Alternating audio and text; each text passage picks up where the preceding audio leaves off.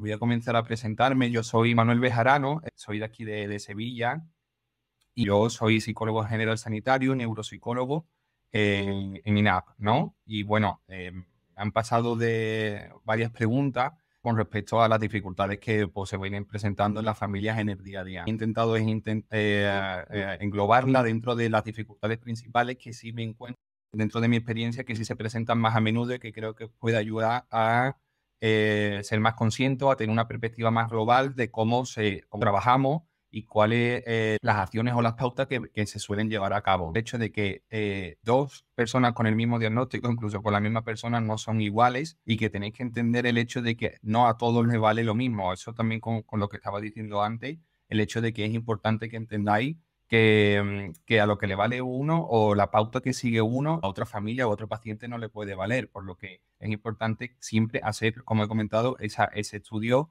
concreto de cada situación y cada paciente. Voy a ir primero respondiendo esta y después voy a ir intentando pues seleccionar algunas. Si me da tiempo, voy a intentar que sean las máximas posibles. María José me comenta, TDA inatento, sin hiperactividad, todo lo que suponga un esfuerzo no lo hace. ¿Cómo lo motivo? Esto es uno de los problemas o dificultades más comunes que hay dentro de este tipo de dificultades, ¿no? El hecho de cómo los peques, pues o los peques y no tan peques, pues cada vez que se enfrentan a algo que requiere un esfuerzo, pues evidentemente hay como un rechazo o una evitación. En los adultos también se manifiesta con la continua procrastinación de todo aquello que nos suponga un esfuerzo, ¿no? Y es típico en este tipo de dificultades. Con respecto a María José, que me lo comenta, bueno, dentro de un perfil más infantil, sí que es verdad que, claro, aquí habría sería interesante y siempre trabajo analizando cómo es la rutina en casa, ¿no? Cómo son las pautas que hacen que ayude o entorpezca o no facilite el hecho de hacer las cosas cuando corresponde o cómo las tenemos que hacer. Por eso es importante analizar cómo se estructura bien el día y cuáles son las demandas porque evidentemente más evita o más dificultades plantea. También es importante, además de analizar lo que es la estructura del día y cómo nosotros nos estamos organizando, porque la dificultad no siempre se encuentra, siempre cuando me encuentro con la familia, parece que la responsabilidad, ¿no? O el hecho de, sobre todo cuando son problemas de conducta, parece que la responsabilidad pues recae en el niño, ¿no? Yo siempre se lo digo en las familias que el TDAH o el problema que sea, ¿no? Que no acaba acaba empieza por la mañana cuando va al colegio y acaba cuando tenemos que ponernos a hacer cosas con ellos, porque muchas veces ahí es cuando más problemas hay en el hecho de enfrentarnos a la realidad de las dificultades que tiene. Y a mí también me ayuda con ellos a entender que el hecho de no querer hacer algo también es una dificultad, ¿no? Cuando, bueno, no se le daba tanta importancia a este tipo de dificultades y no se le ponía nombre y no se identificaba esto como una dificultad, pues normalmente en los colegios pues se ponía la etiqueta de vago, de flojo, de irresponsable o de inmaduro, ¿no? Bueno, menos mal que hemos ido desarrollando y avanzado y ya podemos clasificarlo y esto lo que nos permite es ayudarnos también a entender un poco cuál es la circunstancia, ¿no? Y aunque en el TDAH la dificultad no es aparente, no es tan aparente como en otro tipo de problemas, eso a su vez es como un factor de riesgo para que los responsabilicen a ellos, a los más pequeños, de su comportamiento. Claro, cuando responsabilizas en 100% o en un alto porcentaje a un niño de su comportamiento, empiezas a dejar de tener recursos porque él es la propia persona que lo pasa mal, no queriendo hacer algo o incluso teniendo la perspectiva de que evitándome hacer algo negativo voy a tener una mayor recompensa, cuando bueno, al final es totalmente disfuncional el hecho de pensar así y no hacer algo en función a algo motivante, ¿no? Porque esa es la necesidad constante de la motivación para poder hacer algo. Por lo que es muy importante el hecho de que aunque a un comportamiento no parezca más elegida, ¿no? Más determinante por ello, al final tenemos que analizar muy bien el hecho de, oye, ¿por qué se está dando ese comportamiento? Y que si él es el mismo, él es el primero que se va a perjudicar de ese comportamiento. Por lo que entenderlo también como un problema, el hecho de no querer hacer algo también es un problema. Entonces, claro, si nosotros solo lo responsabilizamos a ello y decimos es que no quiere hacer las cosas que tiene que hacer porque no le da la gana y siempre suele venir acompañado de, pero mira cómo esto sí bien que lo hace. Es que es un problema bastante grande el hecho de no tener que hacer lo que tenemos que hacer. No, claro, su problema es que hacen las cosas cuando están motivados, pero es que las personas que necesitan, tienen una necesidad o una dependencia de un alto grado de motivación para realizar algo, al final terminan siendo disfuncionales, porque por lo que entender ese tipo de comportamientos también como una dificultad ayuda mucho a tener perspectiva, sobre todo porque ya no nos enfadamos tanto con ellos, ya no nos ponemos tan nerviosos y vosotros mismos como padres, que entiendo que la mayoría sois padres aquí, lo único que hacéis es tener más herramientas y más control. Hay veces que por las dificultades, pues muchas veces tenemos que también saber qué es lo que tenemos entre manos e intentar llegar a la máxima calidad de vida y a lo mejor posible, pero teniendo en cuenta la realidad y hasta dónde puedo llegar y qué expectativa tengo, porque muchas veces me encuentro el hecho de que las familias pues se frustran mucho por el hecho de querer conseguir, no os hablo de este caso en concreto, pero de poder o querer conseguir cosas que a lo mejor son complejas, ¿no? Y su frustración nace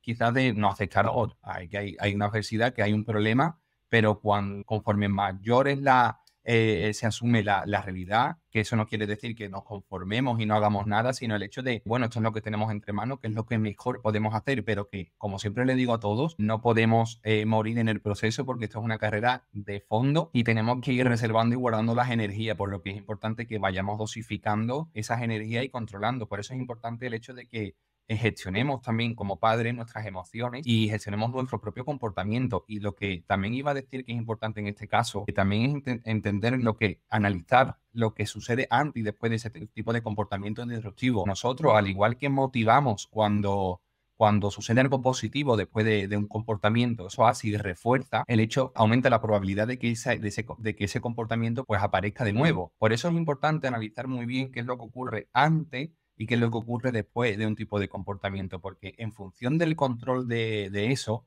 vamos a ser muy conscientes de esa contingencia, y cuando vayamos controlando esa contingencia, nosotros también vamos a ir teniendo más control, ¿no? Porque al final vamos a ir dosificando qué es lo que sucede antes de un comportamiento y después, al final se suelen dar en las mismas horas y por las mismas cuestiones, que suele ser ir a hacer los deberes o una tarea que se desarrolla, impone, ducharse, sacar la basura, sacar al perro, en fin, cualquier tipo de estudiar, ¿no? Que es la mayor. Pero sí que tenemos que tener muy en cuenta cuando son algo concreto, qué es lo que ocurre antes y después, para tener también una visión más global y no solo centrarnos en el niño, sino centrarnos en el contexto, teniéndonos a nosotros en cuenta como parte del contexto y sabiendo cómo nosotros podemos ayudar o entorpecer por nuestro comportamiento ese tipo de comportamiento. Por lo que es importante que no solo analicemos a él, sino también a nosotros. Como he comentado antes, importante analizar el contexto, en qué situación se da y también qué es lo que sucede antes y qué es lo que sucede después. Muchas veces los padres son los primeros que, sin ser conscientes e intentando evitar que un comportamiento aparezca, puede llegar a hacer que parezca más, porque claro, no siempre aquí la lógica, o ese que en un principio va a funcionar más, pues no funciona. Lo primero y sobre todo que aprenden los padres, y cuando más llegan a aprender y a desarrollarse para hacer frente a las dificultades que presentan sus hijos, es cuando ellos mismos se cuestionan. Creo que es lo primero que tenemos que hacer, cuestionarnos a nosotros hasta cierta medida, para, sobre todo, no por el hecho de cuestionarse, no significa el hecho de tener una visión negativa de nosotros mismos, sino de tener la posibilidad de tener la visión de que a lo mejor nos estamos equivocando, pero eso no implica que no podamos aprender. Y ahí yo creo que hay mucho margen de aprendizaje y mucha flexibilidad, ¿no? Hasta qué es lo que estoy exigiendo, realmente esto merece la pena, qué cosas son importantes y qué no, por lo que eso también facilita mucho el día a día, que al final es en lo que también con ellos, que sea al mismo tiempo que fomento la autonomía, para que el día a día sea llevadero y que haya un nivel de satisfacción, un nivel de calidad de vida por todos los integrantes de la familia, porque si no llegan pues muy saturados, porque al final tienen una sensación de control que es muy escasa, ¿no? Este tipo de dificultades, por ejemplo, para daros un ejemplo de cómo puede llegar a tratarse desde la parte de psicología, pues una de las técnicas conductuales que suele usarse es lo de la economía de ficha, que, bueno, muchos de ustedes conoceréis, ¿no? ¿Y en qué consiste? Sobre todo es en crear una estructura en la que el niño pues entienda cuáles son sus tareas y qué es lo que pasa cuando nosotros realizamos un comportamiento, que vamos a tener un refuerzo positivo, ya sea una pegatina, un punto verde.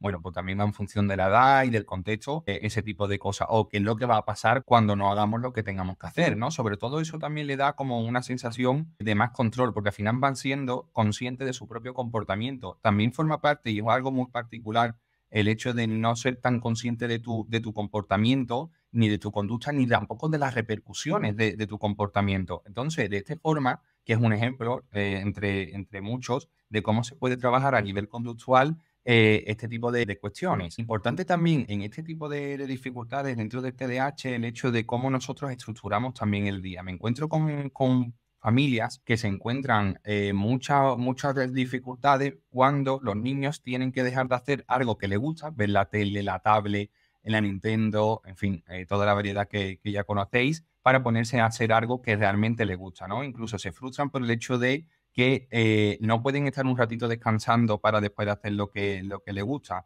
Yo ahí también trabajo mucho la conciencia de que en ellos esa capacidad de control que nosotros tenemos para, o que las personas con dificultades, pues no, sin dificultades con respecto al TDAH, tienen, sobre todo, reside en la capacidad de control. Esa autorregulación que, bueno, puede estar más o menos afectada en el TDAH. Esa capacidad de autorregulación y autocontrol es normalmente uno de los principales problemas que pueden presentar. ¿Qué es lo que ocurre? Si nosotros ponemos actividades y por eso es importante estructurar el día. Si nosotros estructuramos el día con tareas que sean motivantes o que nosotros vemos que aquello va a dificultar el día para el momento de pasar a la transición de una tarea más dificultosa, nosotros tenemos que plantearlo de forma de que vamos a intentar, de la medida de lo posible, jugar con eso para no poner actividades que sean muy estimulantes y que tengan que hacer y que dependan del autocontrol. Porque aunque a nosotros nos parezca fácil, para ellos son los primeros que se frustran, ¿no? Por el hecho de estar constantemente así. Y ya es el hecho de cómo eso le repercute. Cristina me comenta, buenos días, con un niño de 6 años con TDAH leve, ¿qué cosas prácticas puedo hacer en casa para centrar su atención cuando tiene que hacer una tarea o rutina? Por ejemplo, le digo, lávate la cara y cuando llega al baño no recuerda por qué está allí. Le digo, vístete con esta ropa que te dejo preparada, y a veces se pone la ropa interior limpia encima de la ya usada, o después de ponerse el pantalón se lo vuelve a quitar en lugar de ponerse la camiseta. ¿Qué puede hacer para centrar la atención?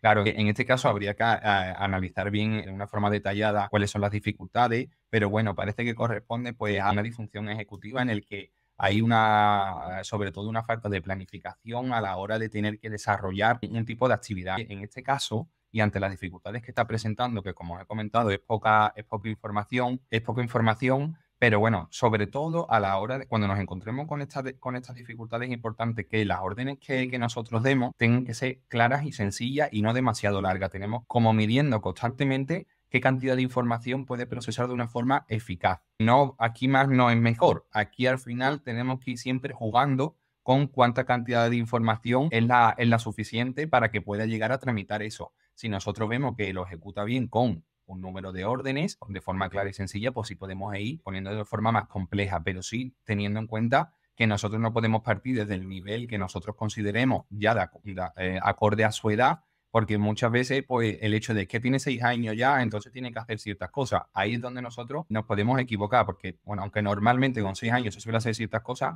después en cada familia, cada niño, pues se desarrolla con una evolución, con un proceso diferente. Por lo que nosotros tenemos que ir midiendo muy bien hasta qué punto exigimos, sobre todo para que vaya ese proceso de estimulación haciéndose de forma progresiva y teniendo un contacto directo, constante, con la información que nos está dando el comportamiento de nuestro hijo para que nosotros le exijamos en consecuencia, ¿no? Otro tipo de ayudas que normalmente se pueden ofrecer a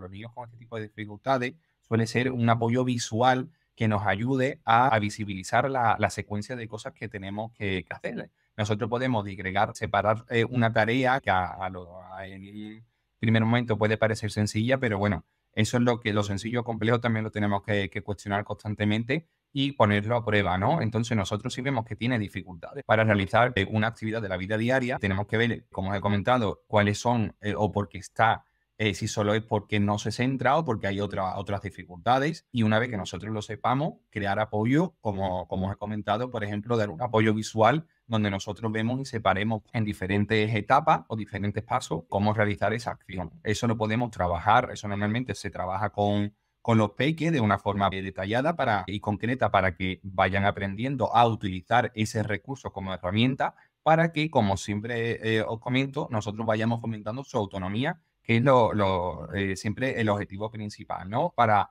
que ellos puedan llegar a desarrollar en lo máximo de lo posible su capacidad y su desarrollo. Otra cosa que es importante y muy importante en este tipo de dificultades, daros cuenta que cuando hay dificultades a nivel en las funciones ejecutivas, las dificultades, hay como una desorganización. Daros cuenta que las funciones ejecutivas es como el organizador, el director de orquesta de las otras funciones cognitivas. Entonces, la capacidad de planificar, de controlar nuestros impulsos, de ser conscientes de nosotros mismos, de redirigir nuestro comportamiento a algo o evitarlo, en fin, todo este tipo de comportamiento, todo tipo de funciones cognitivas son las que regulan nuestro comportamiento y son las que más sufren dentro de este tipo de dificultades. Entonces, es importante que independientemente de que nosotros vayamos exigiendo, que eso es importante también ver el nivel al que nosotros exigimos, porque daros cuenta que dentro de la neuropsicología infantil, una de las características principales que tiene es el hecho de que la neuropsicología infantil va en constante desarrollo, no es una neuropsicología adulta donde hay un contexto más estable o donde hay una situación concreta que tenemos que abordar, sino que el problema va evolucionando al igual que el niño. Eso, por un lado, es una ventaja por el hecho de que el propio desarrollo va a impulsar todo lo que nosotros vayamos haciendo. Por eso es tan importante que controlemos tanto las dificultades, las capacidades y el contexto y cómo se le está siguiendo. Pero a su vez supone un reto porque nosotros tenemos que estar evaluando de forma constante en qué nivel está, en qué nivel se encuentra y comparándolo con los niños en su edad para saber cuánto nos queda para poder llegar a un hito del desarrollo concreto. Es importante que se vaya midiendo de forma constante, por eso la evaluación es importante para ver en qué nivel se está y qué le podemos exigir. Daros cuenta que tenemos que siempre estar en una zona de desarrollo próximo en la que nosotros le exijamos lo suficiente, pero exijamos lo suficiente para que haya estimulación, pero no para que haya una sensación de agobio, de frustración. Daros cuenta que si a cada uno de vosotros os exigen más de lo que podéis dar, pues al final todo lo que viene, todo el desarrollo, pues se anula y lo que se convierte es en frustración. De ahí lo importante de estar midiendo constantemente. Que me pierdo. Lo importante que estaba diciendo de este tipo de casos era también establecer una rutina y algo concreto. Daros cuenta que la capacidad para autorregular mi comportamiento presenta dificultades. De ahí que sea cuanto más organizado el contexto, más le va a ayudar el contexto y la rutina, más me va a ayudar a poder saber lo que tengo que hacer. Daros cuenta que todas las herramientas, la disposición que nosotros pongamos, eso va a facilitar el hecho de nuestras dificultades. Al final, aquí yo siempre lo explico como si fuera un ecualizador, cada uno tenemos un perfil concreto y nosotros tenemos nuestros puntos débiles y nuestros puntos fuertes, ¿no? Entonces siempre vamos intentando compensar nuestros puntos débiles con nuestros puntos fuertes. Pues aquí es igual. De ahí que nosotros nos tenemos que ser un punto fuerte y ayudarnos o ayudar a nuestros hijos a que el contexto sea lo más estable posible o con una estructura concreta, lo más concreta posible para facilitar esa autonomía y que el paso a paso sea repetitivo y ayude a fomentar esa autonomía. De nada nos vale el hecho de que este peque tenga que estar dependiendo siempre de su mamá o de su papá para tener que realizar cualquier tipo de tarea. La cuestión es que él sepa cuándo se tiene que lavar la cara, que no es simplemente el hecho de que yo le diga una orden y él no la hace, no, es que ya tenemos que ir fomentando el hecho de crear una rutina y fomentar esa autonomía para que él mismo sepa cuándo lavarse la cara y que tampoco exija una demanda constante o una exigencia constante de nosotros. Muchas veces para trabajar en la frustración de los padres porque no hacen lo que quieren los hijos, pues es simplemente dejando de que los padres se lo tengan que decir para que ellos vayan asumiendo esa responsabilidad, que es mucho más funcional. No, entonces automáticamente ahí también desaparece el hecho de que se lo digo y no lo hace. Es que claro, la cuestión es que hay cosas que tenemos que decir, pero hay otras cosas que no, lo máximo tienen que ser porque ellos mismos se autorregulan o se autogestionan, ¿no? Es importante que ellos sean conscientes del tiempo. Al principio, cuando empiezas a que ellos sean conscientes del tiempo, eso suele provocar ansiedad. ¿Por qué? Porque, claro, no son para nada conscientes del paso del tiempo, de cómo gestionarlo. Entonces, ¿qué es lo que ocurre? Cuando tú le haces ser consciente de qué es lo que está ocurriendo, qué está pasando, eso al principio tiene como un efecto más, o muchas veces tiene un efecto de ansiedad, pero poco a poco se va gestionando porque ya el estímulo novedoso deja de ser novedoso y también les ayuda mucho a controlar cómo realizar en qué tiempo realizar la tarea. De nada nos vale el hecho de de hacer una tarea bien, pero en necesitar un tiempo mayor al esperado o no acorde a ese tipo de tarea, por lo que también es importante que ellos sean conscientes del tiempo para que vayamos trabajándolo. Exigiendo cada vez un poco más. Si nosotros medimos que una actividad o una tarea concreta se hace en un determinado tiempo, pues a nosotros pretendemos ir acortándolo para poder ir sin que sea más funcional ese tipo ese tipo de conducta, de comportamiento. Vale, sí. Paso a otra pregunta. María José me comenta, hola, ¿algunas dudas o preguntas estén relacionadas con el TDAH? Orientaciones de cara al verano cuando los niños tienen mucho tiempo libre. ¿Qué opinión tenéis respecto al uso de videojuegos? ¿Son beneficiosos si se hace un buen uso de ellos? Si es así, ¿cómo debería de afrontarse? O si algunos en particular que sean mejores. Durante el verano, importantísimo el hecho de, lo habréis leído en todo lado, pero es que es realmente así. Nosotros funcionamos mucho mejor por rutina y con estructura. Eso que nos da sensación de control y cuanto más control, menos ansiedad. Eso siempre es así, porque al final sabemos cuando hay estructura, lo que pasa es que sabemos lo que acontece o lo que viene. Entonces eso hace que nuestra sensación sea más segura, nuestra sensación de seguridad es mejor. ¿Qué es lo que ocurre? Que muchas veces llega el verano y es como, bueno, es que ahora tienen que descansar de todo, incluso de las terapias, que no debería de contemplarse así, pero bueno, parece que muchas veces en julio y agosto desaparecen los problemas y después vienen los padres en septiembre pues tirándose los pelos porque no saben ya cómo gestionarlo. Pero bueno, independientemente de esto, es importante que se establezca una estructura y que dentro de casa establezcamos también un horario. Esto les ayuda mucho a regularse, y más con las personas que tienen problemas para autorregular su comportamiento. El contexto está favoreciendo el de que tengas que hacer algo o te dan la pauta o la guía para realizarlo. Por eso es importante también adjudicar tareas. Es un buen momento para desarrollar otras habilidades y también que colaboren. Hay muchos chicos que colaboran poco, otros que colaboran mucho en casa, pero tenemos que también fomentar y desarrollar las habilidades, por ejemplo, para tareas de casa posible bajo una rutina. Y evidentemente, yo siempre se lo digo a toda la familia, vosotros, al final tenemos que crear entre el colegio, los padres bueno, nosotros los terapeutas, el contexto que sea lo más parecido al final a lo que se van a encontrar cuando no podamos estar con ellos o acompañarlos. Entonces tenemos que hacerle ver que el esfuerzo, no los resultados, el esfuerzo y el compromiso con algo, pues al final trae algo positivo, que no siempre es algo en lo que nosotros queremos. Pero eso al final lo que nosotros tenemos que intentar, o lo que yo no intento hacer ver. Yo siempre le digo a los padres, digo, a mí me da igual si saca más o menos nota, o por ejemplo una familia que tengo, ¿no? El hecho de, es que si saca un menos de tal nota o si suspende, pues nosotros no le damos o no le damos la tablet o le damos o no le damos cualquier premio. ¿Qué es lo que ocurre? Para mí no tiene sentido. Hay niños, tengo muchos pacientes que se estudian muchísimo, sin embargo los resultados pues no son acordes a ese esfuerzo. Y sin embargo, yo no quiero nunca que aprendan el hecho de que el esfuerzo supone un fracaso, sino que ellos al final, de una forma u otra, pues tienen que intentar comprometerse y esforzarse para llegar a un proceso. Pero lo importante no es el hecho del resultado o el final, sino porque al final casi siempre estamos en el proceso. Por eso es importante de cómo nos tomamos el proceso, con qué perspectiva nos la tomamos y realmente darle importancia a eso, porque dándole importancia a eso vamos a conseguir de que creen ciertas bases fundamentales para ya no solo el hecho de que aprueben matemáticas, no solo que apruebe lengua, no solo que apruebe una asignatura concreta, sino que entiendan que ese compromiso, esa estructura, esa metodología me va a ayudar y me va a facilitar el hecho de que yo cuando me plantee querer o conseguir algo, lo pueda llegar a realizar.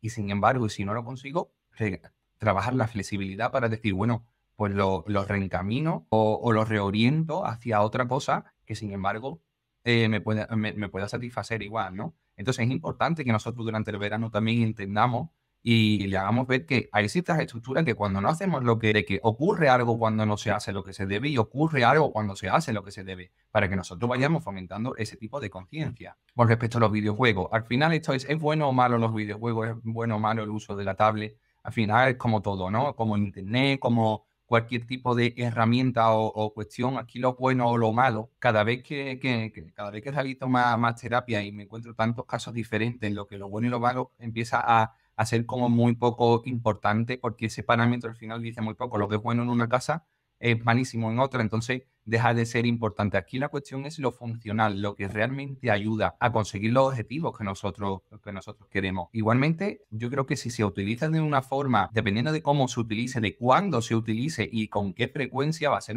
peor o peor, mejor o peor ese tipo de cuestión. Incluso nosotros dentro de la neuropsicología hay videojuegos que ayudan a estimular ciertos procesos. Hay programas, hay juegos que ayudan a estimular ciertos procesos cognitivos que podemos tener, que pueden encontrarse en algún tipo de déficit. Entonces, claro, yo creo que lo que tenemos no solo es, lo importante no es darle tanta importancia a los videojuegos, sino entender y encontrar la forma en que eso que forma parte de la realidad, tampoco creo que aislarlo o aislar a los peques de algo que a nosotros no produce rechazo, sea algo positivo, porque me he encontrado muchas familias que se han aislado, ¿no? De algo que consideraban que no, pero después se lo llegan a encontrar y saben lo que ocurre, que no saben cómo gestionarlo. Incluso lo ven mucho más motivante que eso. Yo creo que lo importante es saber ayudar, saber cómo yo me relaciono con las cosas. Es lo que nosotros tenemos que intentar enseñar. Cómo relacionarse con un dispositivo, cómo relacionarse con una persona, cómo resolver un problema y relacionarse de una forma sana. Hasta dónde tengo que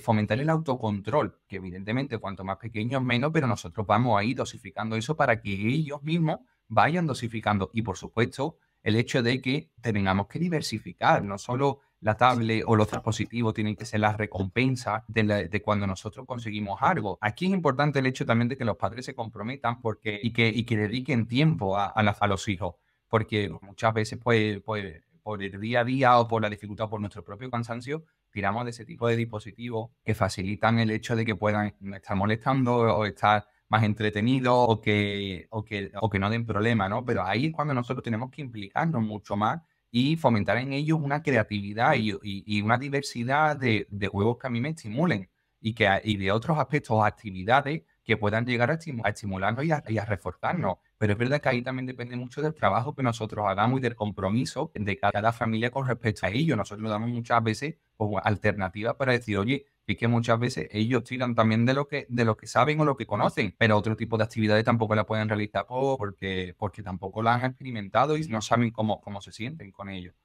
Katia me comenta cómo establecer horarios para uso de celular en un adolescente de 15 años que su diagnóstico es TDAH con comorbilidad negativista desafiante, considerando que no para de ver teléfono alrededor de 7 horas diarias. ¿Cómo establecer los límites con este tipo de adolescente?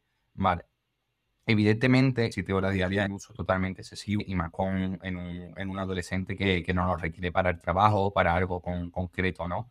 Por lo tanto, es importantísimo que establezcamos límites y control de este tipo de dispositivos y no solo este dispositivo, sino cualquiera, ¿no? Que pongamos límites. Para ello es importante el hecho de que, bueno, encima si nos encontramos la comorbilidad a nivel de negativista desafiante junto con el TDAH, pues la verdad que es un poco una combinación que supone un reto para los padres. Por eso es importante que nosotros, habría que conocer el caso en concreto, ¿no? Pero el hecho de necesidad de crear y visibilizar unas normas y las consecuencias que tiene el incumplir o no cumplir esas normas. Para esto es importante que nosotros hagamos como una especie de contrato conductual en el hecho de, oye, que establezcamos los límites y que nosotros sepamos y también seamos conscientes cómo nosotros nos relacionamos con el adolescente. Es importante que ellos también formen parte de ese contrato para que se comprometan, para que sean conscientes y que evidentemente entiendan que su comportamiento tiene una repercusión y que también evidentemente si no hago lo que tengo que realizar, pues también va a tener una repercusión, en este caso, pues negativa o una falta de recompensa positiva. Entonces es importante el hecho de que, teniendo en cuenta este problema, nosotros creemos normas específicas y si es importante visibilizarlas y firmarlas para que tengamos. ¿Siempre ayuda? No, pero esto cómo va a ser siempre así. Algunas veces, en algunos casos ayudará muchísimo, en otras cosas no. Pero yo os comento pues técnicas a nivel conductual que suele ayudar para este tipo de problemas de comportamiento. Otra cosa importante con respecto a los problemas de conducta de los adolescentes y de los más pequeños es el hecho de que nosotros también tengamos que ser constantes. La repercusión de los comportamientos de nuestros hijos no puede depender de cómo a nosotros nos afecta o de incluso nuestra motivación. Bueno, es que claro, esta semana pues no se ha esforzado o no ha estudiado y por lo tanto o tiene una repercusión concreta, ¿no? ¿Qué es lo que ocurre? Que llega el fin de semana y los papás también quieren salir y se encuentran con el problema de que el castigo de su hijo pues supone un castigo para ellos mismos. ¿Qué es lo que ocurre? Que pues evidentemente cuando me llegan manos es que no funciona esto. Claro, no funciona porque nosotros realmente no le estamos dando esa prioridad. Hay veces que tenemos que comprometernos de una forma en que, claro, cuando nosotros establezcamos ciertos límites y las consecuencias, pues somos nosotros los que tenemos que al final aplicar ese tipo de repercusiones porque son con los que estamos los responsables. Entonces, claro, eso nunca puede depender del interés de la propia familia en un momento concreto. Incluso el hecho de que está a gusto, está con los amigos y ahí aprovechan ellos para decir, oye, ¿puedo ir a eso? Pero tú estás castigado. Ya va, pero tal, no es que, venga, bueno, listo. Evidentemente, ellos van entendiendo que hay periodos de flexibilidad donde yo puedo ahí entrar y que evidentemente en algunos momentos se entiende, ¿no? Que siempre hay que ser flexible, pero tenemos que encontrar ese equilibrio entre autoridad y firmeza y flexibilidad, aunque sea en algunas ocasiones, pero ser consecuente y constante para que vayan entendiendo constantemente que la repercusión de su comportamiento es así, porque luego van a llegar a un trabajo y sus jefes no les van a permitir ese margen. Su pareja no, quizás no vaya a tener esa flexibilidad que en ese caso presentan los padres, o una amistad cualquiera, ¿no? El hecho de cómo yo controlo mi comportamiento para hacer algo o no que te pueda perjudicar, para que veáis siempre contextualizando en función de cómo nosotros preparamos para ese contexto, que a veces es necesario decir, oye, hasta aquí, poner esos límites, bueno, siempre para decir, hasta aquí podemos llegar y cuando te pasa, ¿qué es lo que ocurre, no? Continúo. Padres separados. ¿Cómo gestionar la relación con nuestro hijo con TDAH? Importantísimo, y he tenido muchos casos con este tipo de problemas, es que veamos que tenemos, en la medida de lo posible, que hacer y crear un equipo, porque independientemente de las dificultades que pueda haber entre la relación entre la pareja, es importantísimo que tanto las normas, las consecuencias, lo que se espera de ella incluso, o las rutinas en el día a día, deben de ser lo más similares posible teniendo en cuenta los diferentes contextos, ¿no? En el caso de que viven en casas diferentes. Pero tienen que consensuarse. Toda falta de implicación o toda falta de comunicación con respecto al padre o la madre de tus hijos va a ir en perjuicio de él. Entonces, claro, evidentemente todas las situaciones, hay muchas situaciones y no todas son iguales y muchas veces pues es muy complejo, incluso imposible. Pero en la medida de lo posible yo siempre fomento y invito a que se cree el mejor ambiente posible para que lo que haya podido ocurrir en el caso de que haya habido un conflicto, pues se queda aparte siempre con respecto a ello. Es algo difícil y tenemos que ahí trabajar muchísimo, pero se consigue y todo el pasito que se vaya dando conforme a fomentar esa comunicación, a crear esos espacios comunes, esas normas comunes, esas estructuras comunes y ese conocimiento general a ayudar muchísimo a todo lo que viene siendo el desarrollo del peque. Voy a pasar a una de autismo. Mi pregunta es, niños de 5 años con TEA.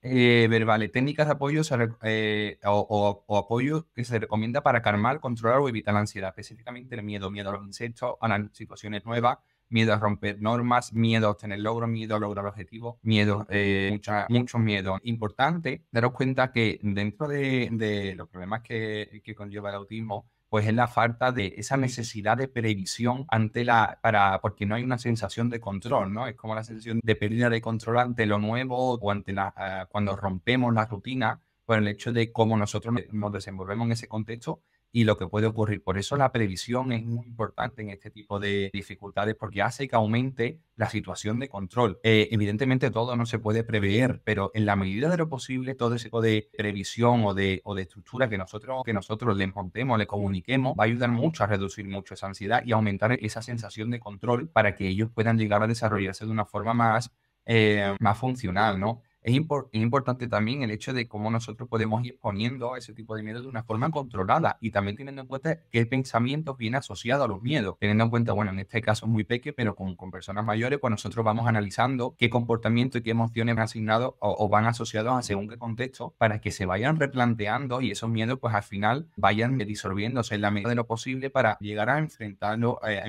a ello y que realmente nosotros no estemos constantemente con la necesidad de que tenga que controlarlo todo, ¿no? Pero en la medida de lo posible, pues también preverlo cuando se pueda e intentar flexibilizar y trabajar la flexibilidad cognitiva y la resolución de problemas para cuando nos encontremos en una situación más novedosa. Por ejemplo, Tania, las funciones ejecutivas que comenta Daniela, las funciones ejecutivas son las funciones cognitivas, bueno, más superiores. Son las que, como he comentado, las que nos ayudan a controlar y a regular nuestro comportamiento. Entre ellas se encuentra la memoria de trabajo, que es la capacidad para manipular la información, la planificación, el poder desarrollar diferentes etapas o diferentes pasos para realizar un tipo de acción, el control inhibitorio, el hecho de que nosotros controlamos nuestros impulsos o controlamos lo que no se supone que tenemos que hacer para irnos a hacer algo. Al final es el centro, el director de orquesta de las diferentes funciones. Al final funciones cognitivas más primarias se juntan o se unifican allí y se van dosificando para llegar a realizar una función concreta en un momento determinado. Es una de las características o de una disfunción ejecutiva significaría el hecho de que hay dificultades o una hipoactivación de según qué estructuras cerebrales que no nos permite realizar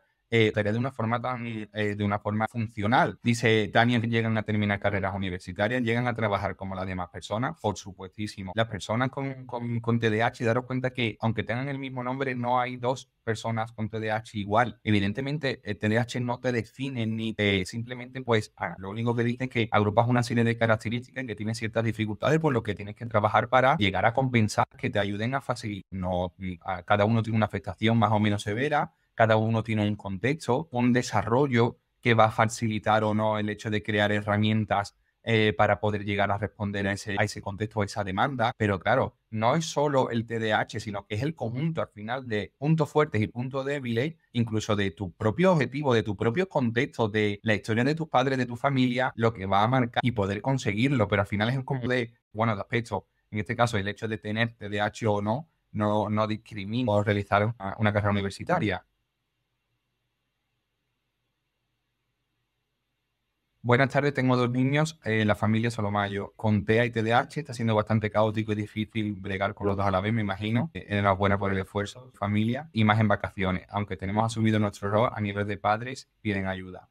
Pues evidentemente todo lo que os he comentado y siempre os recomiendo en cualquier caso que confiéis en cómo se está desarrollando el conocimiento y los avances sobre este tipo de dificultades y que os apoyéis y que busquéis ayuda en los terapeutas para tener una perspectiva más amplia de cuál está siendo el problema, cuáles son las dificultades y cómo. Y entender también que las primeras etapas del desarrollo son las más vulnerables para poder fomentar y estimular todos los procesos a nivel cognitivo, ¿no? Es verdad que, bueno, según qué etapa puede darse una dificultad concreta o no, también es que nosotros estemos constantemente siendo conscientes de la situación que tenemos, de las dificultades que la tenemos, que la aceptemos de la mejor manera posible y teniendo siempre una perspectiva que nos ayude a poder hacer frente a los día a día y, como he comentado, fomentar el desarrollo de ellos y la autonomía, que al final es lo importante, ¿no?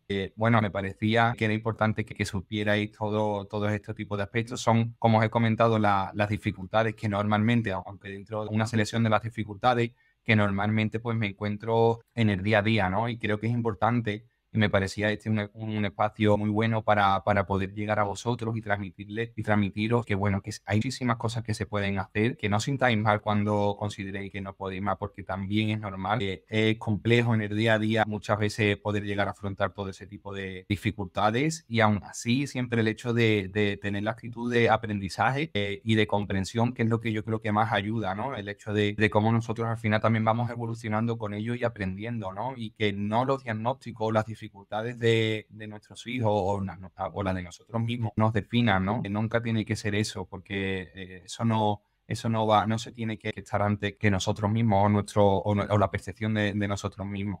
Es importante que si necesitáis ayuda, necesitáis incluso una evaluación que podéis contactar tanto en el teléfono o a través del teléfono con las compañeras como vídeo para poder realizar cualquier tipo de consulta, que estamos aquí para ayudaros y para poder atender y dar apoyo a todas las cuestiones que estéis planteando, que, bueno, no estoy solo, que hay muchas circunstancias que son muy parecidas a la de vosotros y que hay muchas herramientas que os pueden ayudar y fomentar el hecho de que todo vaya un poco mejor. Ha sido un placer estar con vosotros y estamos en contacto para cualquier cosa que necesitáis. Un abrazo enorme desde todas las partes que me estáis viendo y un abrazo enorme y mucha fuerza y que tengáis un verano excelente. Un abrazo.